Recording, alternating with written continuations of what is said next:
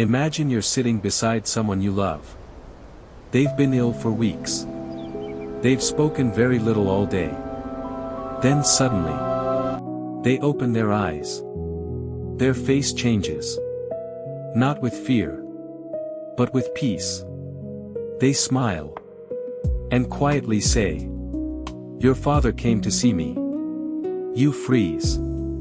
Because your father passed away 20 years ago. Before you can respond, they continue. He wasn't alone. Everyone looked happy. They told me not to be afraid. Then, they close their eyes and fall asleep. For some families, this is simply a touching dream. For others, it becomes unforgettable. Because within days, or sometimes hours, their loved one dies peacefully. Stories like this have been shared in hospitals, hospices, and homes around the world. Different languages, different cultures, different religions. Yet many families describe surprisingly similar experiences. Researchers refer to these as end-of-life dreams and visions, experiences reported by some people who are approaching death. They have been documented in hospice and palliative care settings, although researchers are still studying why they happen. One person dreams of boarding a train. Another dreams of crossing a bridge. Another says they are packing for a long journey. The details vary. But one idea appears again and again. A journey. A reunion. A sense that something is about to change. Why? Is this just coincidence? Or is the brain following patterns we have yet to fully understand? One unusual story can be dismissed as coincidence. Two stories might simply be chance. But what happens when caregivers hear similar accounts again and again over many years?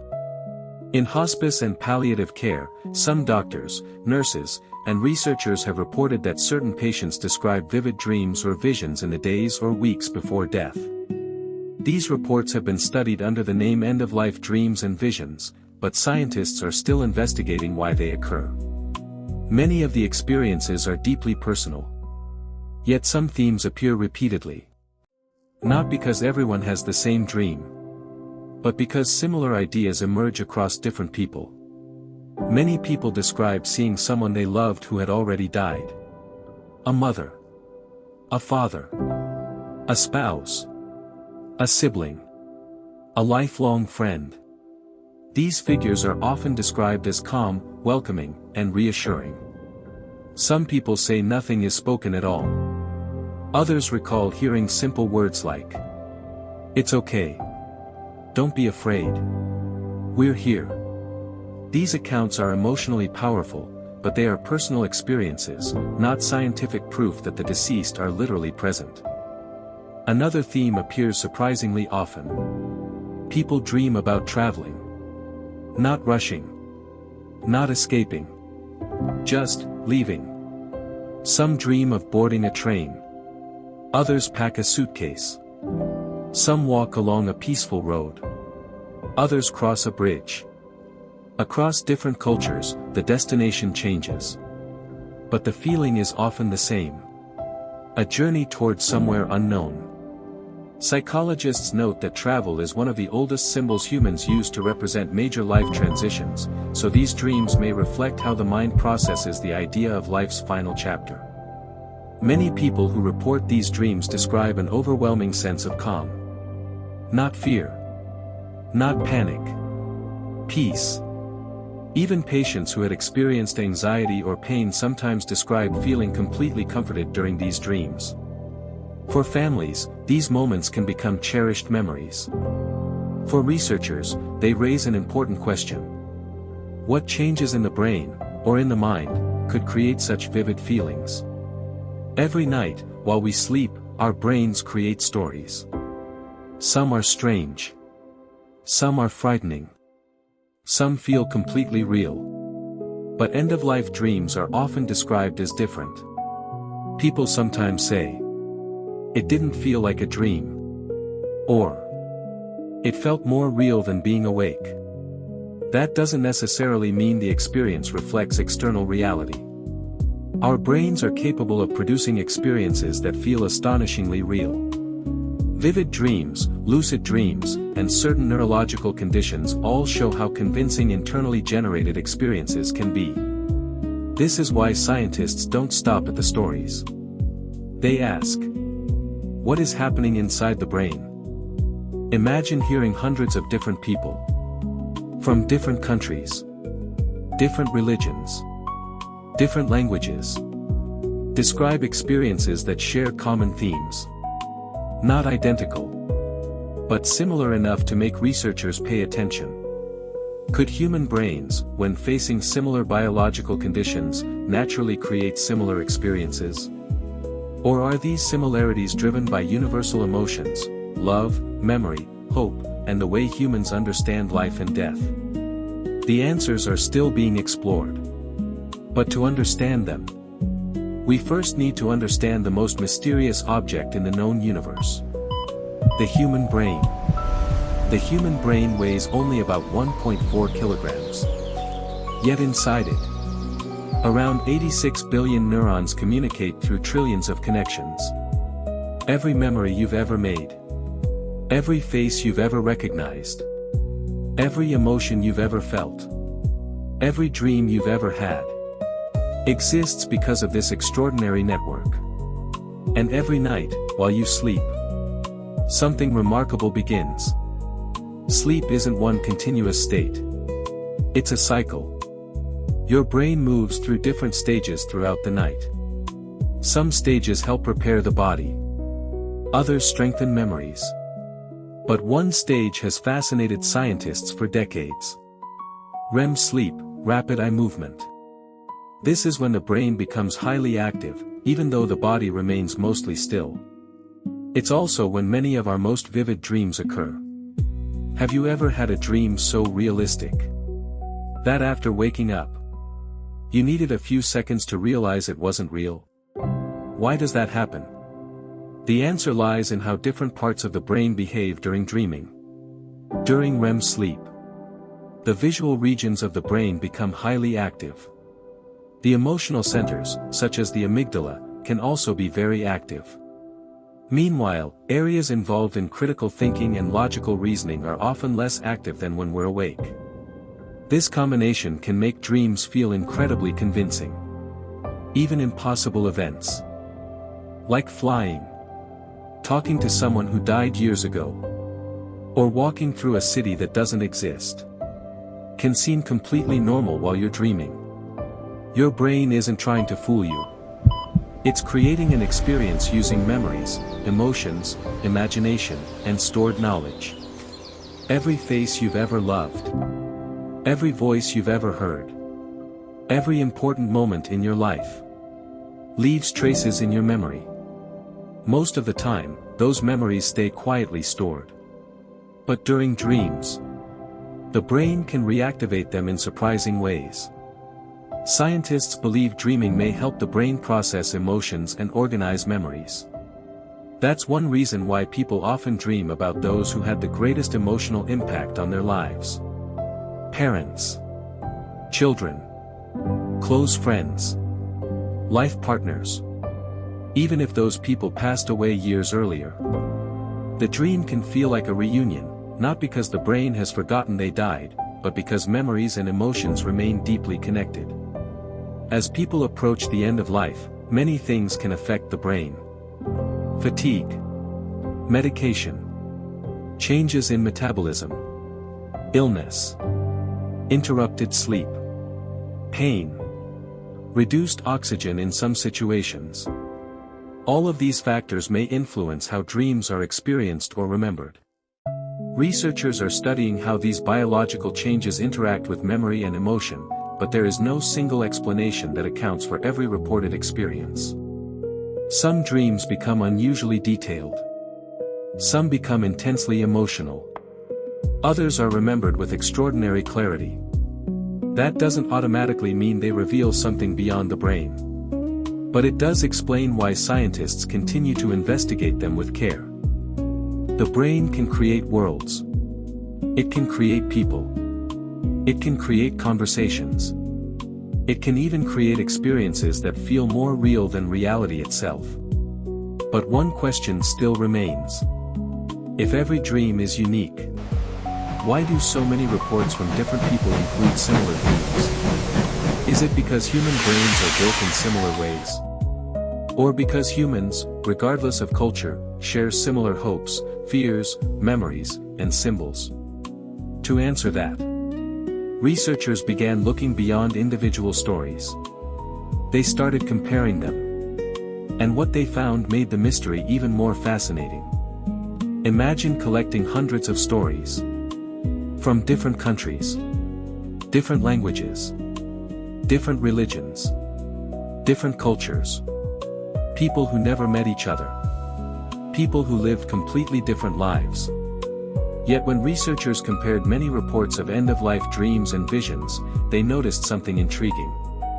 The details were different. But certain themes appeared again and again. Not exact copies. Just familiar patterns. Why? Some dreamed about a train waiting at a station. Others, a small wooden boat crossing calm water. Some walked through a beautiful garden. Others climbed a mountain path. The locations were different. But each dream suggested the same idea. A journey. Psychologists have long believed that the human mind often communicates through symbols. Think about your own dreams. You rarely dream in plain explanations. Instead, you dream in images. A falling building. An endless staircase. A locked door. A childhood home. The brain often uses symbols to express emotions that are difficult to put into words. A journey can represent change. A bridge can represent transition. A door can represent moving from one stage of life to another.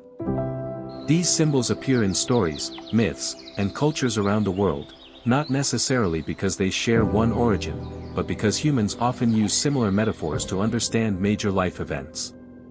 One of the most common questions families ask is, why did they dream about someone who died years ago? From a psychological perspective, the answer may lie in emotional memory. The people who shape our lives leave lasting connections in the brain. Their faces, their voices, their smiles, their kindness. Even decades later, those memories remain. When the brain creates emotionally significant dreams, it's not surprising that deeply loved people might appear. Not because science has proven they returned, but because the emotional bond never disappeared. Our memories don't simply vanish with time. They become part of who we are. Researchers studying end-of-life dreams have found that many patients describe experiences that feel deeply meaningful to them. Some report less fear. Some describe feeling comforted. Others say the dreams helped them accept what was happening. This doesn't tell us whether the dreams reflect something beyond the brain. But it does show that the experiences can have profound emotional importance for the people who have them. For healthcare providers, understanding this can help them support patients and families with compassion, regardless of their personal beliefs. Now the mystery becomes even deeper. If these dreams are created by the brain, why do they often bring such peace? Why not fear? Why not confusion? Why do so many people describe comfort instead of chaos? Scientists have several ideas. But no single explanation fully accounts for every experience. And that's where our investigation leads next. Because to understand these dreams, we have to explore what happens inside the brain when it is under extraordinary stress. What chemicals are released? How do they affect perception? Can they create experiences that feel completely real? The answers are fascinating. And they begin with the brain itself. People explain mysterious experiences through religion, myth, or folklore. Today, scientists ask a different question. What is happening inside the brain? Not because every mystery has been solved, but because every mystery deserves to be investigated. Researchers don't begin with conclusions. They begin with evidence. And when it comes to end-of-life dreams, several scientific ideas have been proposed. None explains every case. But together, they offer important clues. Imagine you've spent your entire life collecting memories. Every laugh. Every goodbye. Every face you loved. Those memories don't disappear. They remain stored in vast networks across the brain.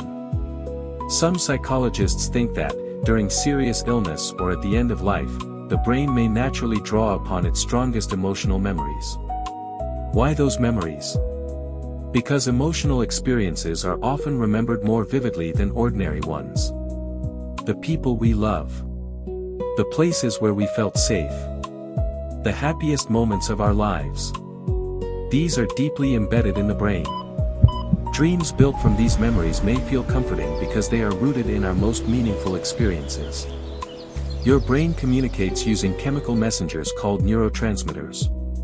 These chemicals influence how you think, how you feel, how you remember, and how you dream. During illness, sleep disruption, or changes in the body's normal balance, brain chemistry can also change. Scientists are studying whether these changes might contribute to unusually vivid dreams or visions in some people. This doesn't mean every experience has the same cause. Different patients may have different biological factors influencing what they experience. The human brain is remarkably resilient. But it also responds to stress in complex ways. Severe illness, pain, disrupted sleep, and changes in the body's oxygen levels can all affect perception. Researchers have suggested that, in some situations, these factors may contribute to vivid internal experiences. However, it's important to note that not every person near the end of life experiences these conditions in the same way, and not everyone reports unusual dreams. That's why no single explanation fits every case. Another idea focuses on something deeply human. Expectation. Every culture tells stories about life, death, and what may come after. These beliefs can shape how people interpret powerful experiences. For one person, a dream might be understood as a spiritual reunion. For another, the same experience might be seen as the brain processing memories. The experience may feel equally real to both individuals, even if their interpretations differ. Science studies the experience itself. Personal beliefs influence what meaning people give to it. After decades of research, some questions remain. Why do these dreams often feel exceptionally real? Why do many people remember them so clearly? Why do similar themes appear across different cultures? Researchers continue to explore these questions. Some findings are promising. Others remain uncertain. This isn't a failure of science. It's how science works. When evidence is incomplete, the honest answer is, we don't know yet. And sometimes, those three words are more powerful than pretending to have certainty. The mystery isn't solved. But perhaps that's what makes it so compelling. Because every answer uncovers another question. And every question brings us one step closer to understanding the most complex organ in the universe. The human mind. Years pass. Hospitals change. Technology advances. But when families are asked about their loved one's final days, many don't remember the medical equipment. They don't remember the medications. They remember the conversation, the smile, the unexpected peace. Some recall hearing words like, "I had the most beautiful dream." Others remember their loved one saying, "I'm not afraid anymore." Whether those dreams were created by the brain, or simply reflected deeply personal emotions, for many families, they became meaningful memories. Researchers have found that these experiences can sometimes reduce fear and bring comfort to patients. They also remind healthcare professionals how important it is to listen with compassion, even when there are no simple answers. Stories like these often spread across the internet with dramatic headlines. Science has proved the afterlife. Doctors discovered what happens after death. But that's not what the research shows. Scientists have not proven that end-of-life dreams reveal what happens after death. And they have not proven that these experiences are just imagination either. Instead, researchers have documented that these experiences occur for some people and are working to understand why. That distinction matters. Good science doesn't jump to conclusions.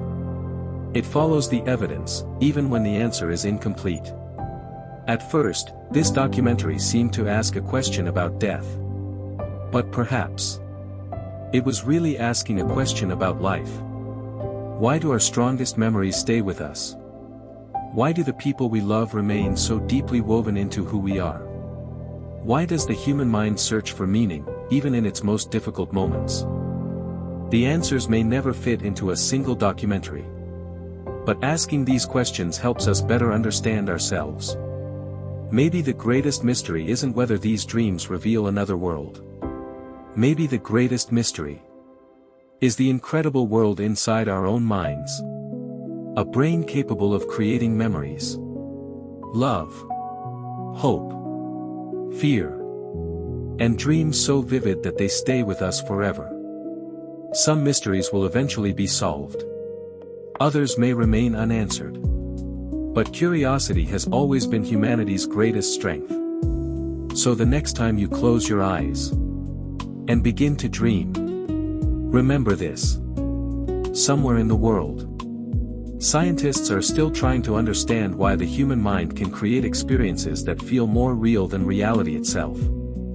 And until they find every answer, the mystery continues. What do you think these dreams mean? Let us know your thoughts in the comments, and join us in our next investigation.